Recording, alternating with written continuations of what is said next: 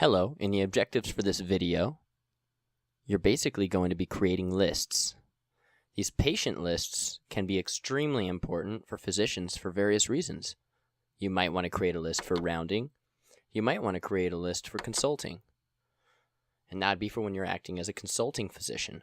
These lists can be important for you because you might be able to identify patients by location and facility.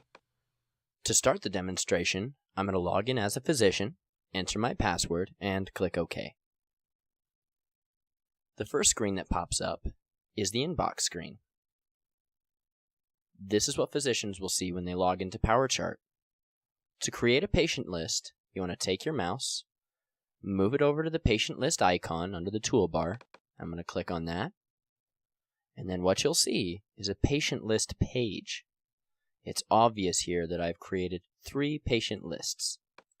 One patient's in ICU, one is my patient in medical, and the other list is my Wyoming cardiopulmonary list. If I wanted to create other lists or additional lists, I'm going to move my mouse over to the wrench, and if you hover over that, you'll see that it says List Maintenance.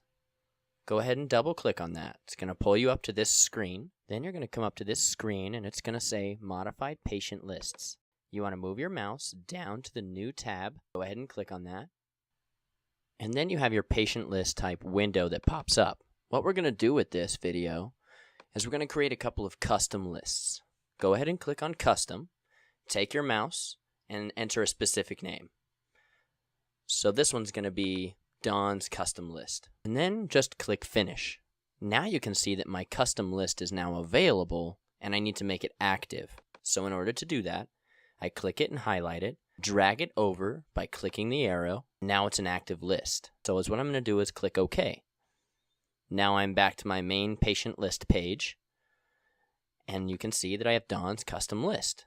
If I want to do it again, I'm going to click on my wrench, I click New, I create a new custom list, and I'm going to click Next, name it, we'll name it Bob's Custom List. Click Finish, and click Bob's Custom List, and we're going to drag it over into Active Lists, and click OK. You should see Bob's Custom List show up at the top. So now, when you click on these custom lists, they should be up on the right because you've created your own list. To add patients to this list, there's an icon. Right up on the toolbar, if you hover over it, it says Add a Patient. Click on it, and now you have your patient search screen. It's relatively easy to search for a patient. You can do it by last name or first name. You can search by MRN number or social security number, or even by facility. So I'm going to click in the last name box and I'm going to type in Emily. So it's something very basic, but I should be able to find a patient with that name. And I'm going to click Search. And here I've got a lot of patients with the last name Emily. And in the intent of this video, I'm going to go ahead and click on Emily, radiology. It highlights that patient, and then the other half of that screen you'll see facility options. And you want to pay attention to this. This is going to become something very important down the road. For the patients that are on Wyoming Medical Center facility, you'll see the WMC logo right there. If it's Health Medical Group patients, you should see HMG. So make sure that you're picking the right facility and the right encounter. One thing to also consider is the discharge date. Don't pick a patient that has a discharge date because they aren't active patients.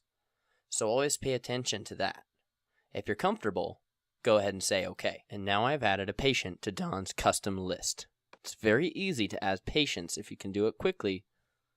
And for the sake of time, I'm going to go ahead and add a patient very quickly to this particular list. So that way you can see that we've really got 2 patients now. If I want to go to Bob's custom list, I could do the same thing. Go ahead and type in Smith, click Search, and here I've got 2 patients. I'm going to pick Michael Cerner Smith. And I'm going to look at this and I'm going to make sure that he's not discharged and say OK. So now I have a list with Bob's custom list. Let's say that maybe I made a mistake and I want to delete this patient. It's very easy. All I got to do is click the patient itself and see how it has an X on the patient up here? If you hover, it says remove patient. So go ahead and click on that icon and it'll remove that patient from your list. It's very easy to remove and add. Now, if you want to create another list by location, and when I say location, I mean unit or nursing unit, location care unit, or just a location in the hospital. And the way that I would do that is I would go over here and I'm going to click on the patient list type location. Click the location and we're going to say next. When you see this next screen pop up, you want to click on that positive X on locations. And then you're going to see all the different ones that we have. And you're going to want to click Wyoming Medical Center. And you're going to want to pick the main campus. Now, let's see if we can find a pediatric unit. Here's my peds unit. I'm going to go ahead and click on that. Then I'm going to say finish. And now it is in my available list, but I want to make it active. So when I click on it and drag it across, I now have an active pediatric location list. I'm going to go ahead and say OK. Yep, and here I do. I have peds right over here. But when I do this, I want to always be sure to click my refresh bar. Then I'm going to come back and see peds. Now you can see here that I've listed all the patients on the pediatric unit. This is an all-inclusive list. If I want to move these patients to my own custom list, I can do that by right-clicking on this patient and then moving them to the drop-down here that said Add to a Patient List. So I'm going to go ahead and move this patient over to Don's custom patient list.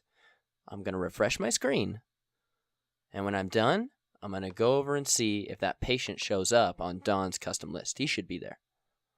And if it's not, I'm going to go ahead and refresh again.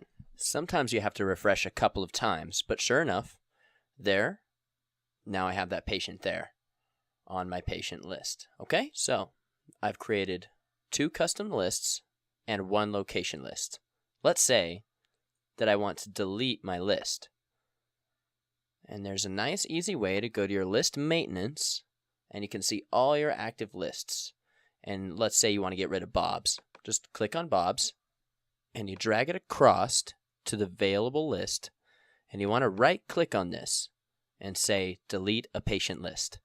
It's going to ask you if you want to do this permanently and you just say yes I do and say OK. And now I don't see Bob's custom list on my toolbar at all. So it's very simple to add a patient list, to delete a patient list, or to even customize a list. I hope that this covers our objectives for this video, and thank you very much for your time.